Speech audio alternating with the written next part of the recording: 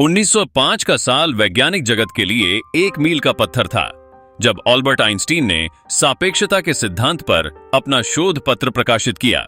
इस पत्र ने केवल विज्ञान को ही नहीं, अपितु मानवता के समस्त दृष्टिकोण को चुनौती दी।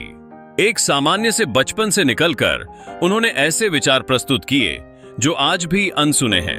क्या यह सच नहीं है कि महानता कभी भी सामान्यता से नहीं आती? आइंस्टीन का बचपन सरल था, जहां उन्हें अक्सर धीमा बच्चा कहा जाता था।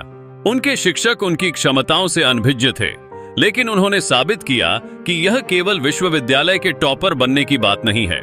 असल में उन्होंने इस बात को बल दिया कि असली सफलता शिक्षा के पार होती है, जहां आप अपने सवालों का उत्तर खोजते हैं। जब एक छात्र ने उनसे पूछा, आपके महान विचार कैसे आते हैं, तो आइंस्टीन ने न केवल प्रश्नों का महत्व बताया, बल्कि जिज्ञासा की एक नई परिभाषा भी प्रस्तुत की। किसी को भी आयु में निपुणता की जरूरत नहीं थी। आइंस्टीन का मानना था कि कल्पना ज्ञान से अधिक महत्वपूर्ण है।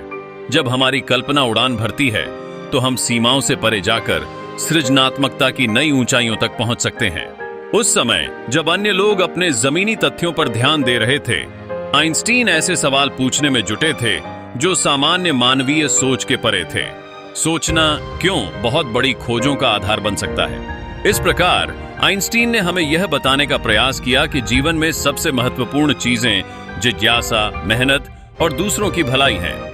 उनकी विचारधाराएं हमें यह सिखाती हैं कि कठिनाइयां न केवल हमें रोकती हैं, बल्कि हमें मजबूती से आगे बढ़ने के लिए प्रेरित भी करती हैं।